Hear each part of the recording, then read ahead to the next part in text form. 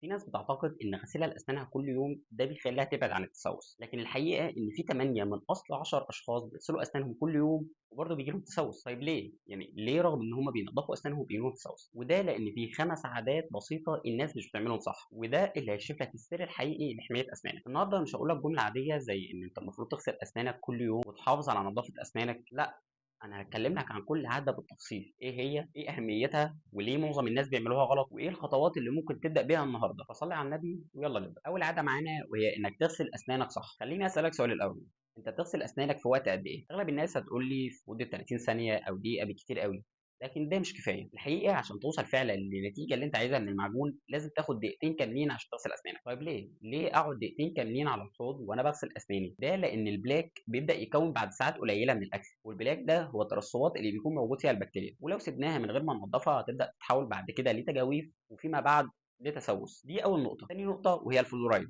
الفلورايد ده بيحتاج وقت عشان يبدا يشتغل، واديها لك بمثال بسيط جدا. انت لما بطنك توجعك تاخد برشام، البرشام ده بياخد وقت لحد ما مفعوله يبدا. انت مش مجرد ما بتاخد البرشام بيبدا بطنك تتحسن او الوجع اللي عندك يختفي، لا، انت بتاخد وقت لحد ما تحس بالتحسن. هي نفس الفكره، الفلورايد بياخد وقت لحد ما يبدا يترسب على طبقه المينا ويخليها قويه ويحميها ضد التسوس. دلوقتي يا صديقي المشاهد هقول لك على بعض الخطوات العمليه اللي ممكن تعملها وتبدا بيها من النهارده. اول حاجه تستخدم فرشه تكون ناعمه جدا، ما تستخدمش فرشه تكون خشنه لانها بتجرح اللثه. تاني حاجه امشي بحركه دائريه بفرشه الاسنان على اسنانك، ما تمشيش رايح جاي كده او تمشي لفوق ولتحت بس، لا، امشي بحركه دائريه كده على اسنانك كلها. تالت حاجه وحاجه الناس كتيره جدا بتنسى تعملها وهي تنظف لسانها. ناس كتيره بتغفل عن الموضوع ده وما تعرفش ان اللسان بيجمع بكتيريا كبيره جدا، فلازم تنضفه على الاقل عشان ريحه بقك. في شويه اسئله ممكن بعض الناس تسالها لي، مثلا زي ان ايه اللي هيحصل لو غسلت اسناننا بعد ما اكلنا اكل حلو او بعد ما اكلنا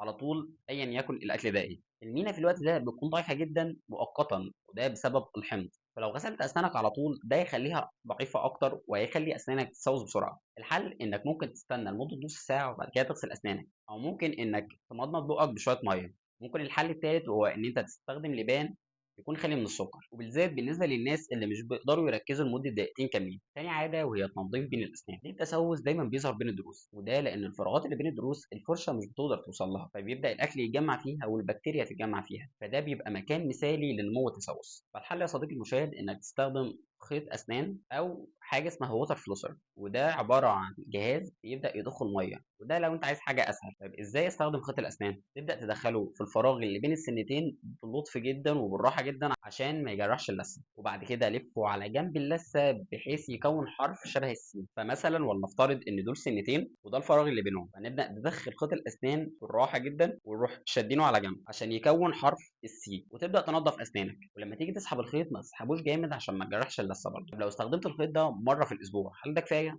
طبعا لا، البكتيريا والاكل بيبدا يتجمع كل يوم، فانت لازم تستخدمه مره واحده على الاقل كل يوم. تالت عادة وهي السيطرة على السكر والتكرار. كلنا عارفين إن السكر مش كويس، بس السؤال هنا هو إيه الأخطر؟ تاكل الشوكولاتة كلها على مرة واحدة ولا تاكلها على كذا مرة؟ الحقيقة إنك تاكل الشوكولاتة على كذا مرة، كذا ساعة مثلا، ده بيكون أخطر، وده لأنك كل مرة بتاكل حاجة فيها سكر بتبدأ البكتيريا تنتج أحماض وتهجم على الأسنان، والهجوم ده بياخد له من 20 ل 30 دقيقة. يعني كل قطمة بيكون فيها سكر بتعمل هجمه جديده، فانت حاول على قد ما تقدر تقلل من السناكس اللي بين الوجبات، ولو عايز تاكل حاجه مسكره حاول تخليها مع الوجبات مش بعدها. ونحاول نقلل برضو من المشروبات الغازيه والعصاير على قد ما نقدر، لكن دي كلها مش حلول عمليه. انا عايز حل يخليني اكل او اشرب حاجات يكون فيها سكر وفي نفس الوقت احمي اسناني على قد ما اقدر. فالحل العملي في المشكله دي وهو انك تمضمض بقك بميه او تشرب ميه بعد ما تاكل او تشرب اي حاجه فيها سكر. وممكن الحل التاني وهو ان انت تمضغ لبان يكون خالي من السكر، وده لان اللبان بيزود من اللعاب، واللعاب ده هو خط الدفاع الاول ضد التسوس. لكن مع ذلك انا مش بفضل الحل ده، انا بفضل انك تقلل من السكريات على قد ما تقدر وخلي الحل ده كحل بديل. الناس اللي بتحب العصير ممكن تقول لي انا ممكن اعمل عصير في البيت، لكن برضه هاقول لك إن العصير اللي بتعملوه في البيت برضه بيبقى خطر، وده لأن فيه سكريات طبيعية لكن الجسم بيعاملها زي السكر العادي. رابع عادة معانا وهي استخدام الفلورايد، وهنا لازم نوضح إن الفلورايد مش مادة غريبة أو مضرة زي ما كتير من الناس بتعتقد، بالعكس ده هو معدن طبيعي وقوي وبيخلي الأسنان قوية ضد التسوس. فالخطوات اللي ممكن تعملها إنك تستخدم معجون يكون فيه فلورايد يوميا. للأشخاص الكبيرة ممكن تستخدم نقطة بحجم حبة البسلة وهيكون كافي جدا. وللاطفال ممكن تستخدم اقل من كده كمان. وفي ناس بيكون عندهم خطوره او قابليه اعلى للتسوس، وده مثلا اللي عنده جفاف فم او مركب تقويم. الحاجه الخامسه وهي الزيارات المنتظمه لطبيب الاسنان. اغلبنا مش بيعمل كده، اغلبنا بيروح لدكتور الاسنان لما يحس بوجع، وده الطبيعي اصلا.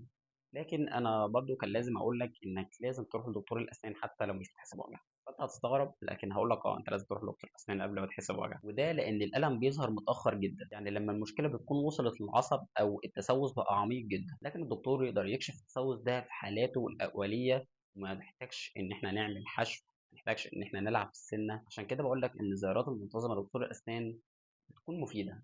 هي ما حدش بيعملها، واغلبنا مش بيعمل كده، لكنها مفيدة. ومن بعض الفوائد التانية برضو انك ممكن تعمل تنظيف عميق للجير، وده الفرشة مستحيل تعمله. تاني حاجة انك ممكن تكتشف اي مشكلة بدري وفي حالاتها الاولية زي ما قلنا قبل كده. وممكن الدكتور يديك نصايح تكون مخصصة حسب حالتك انت، زي لو عندك جفاف فم او انت بتدخن او بتاخد ادوية مثلا. ملخص كل اللي قلته ده ان انت عندك 5 عادات لازم تهتم بيهم. اول عادة وهو ان انت تغسل اسنانك بمعجون كوفي فلورايد وبالطريقة الصح، وده لان الفكرة الرئيسية مش في غسيلك لاسنانك بس، لكن في الوقت اللي بتاخده عشان تغسل اسنانك. تاني عاده تنظف بين اسنانك يوميا. تالت عاده هو انك تقلل من السكر، والاهم انك تقلل من تكراره على مدار اليوم. رابع عاده هو انك تعتمد على الفلورايد. والخامسه واللي معظمنا مش بيعملها لكن برضه لازم اقول لك عليها، وانك تروح لدكتور اسنان بانتظام. في النهايه ما تنساش تعمل اشتراك.